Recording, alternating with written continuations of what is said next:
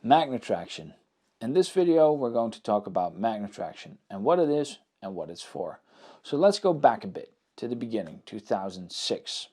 There's this insane snowboard factory called Mervin, somewhere in the north of the United States, who produce a couple of snowboard brands you might have heard of, called Liptech and New. And no, we're not forgetting the licensed brand called Roxy. You chicks absolutely rock. But these crazy dudes and dudettes at Mervin are known to throw around some pretty decent shapes every now and again. You might have heard of a board called the Skate Banana or the T-Rice, for example. Traditionally, the edge of your snowboard is straight except for the slight curve in it, which we call the side cut, as you can see here.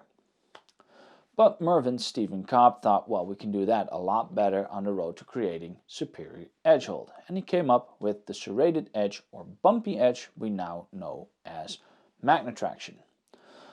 Now the point, as alluded to earlier, was to create a profile to allow for better edge hold. Like under the ideal circumstances, most snowboards perform fine without any additions to the edge. But with Magne-Traction, the not so ideal conditions, like ice for example, become way easier to ride. Or as Mervin themselves call it, turning ice into powder. So how does this work, you wonder? Well, each side of the board now gets 7 extra bumps on it.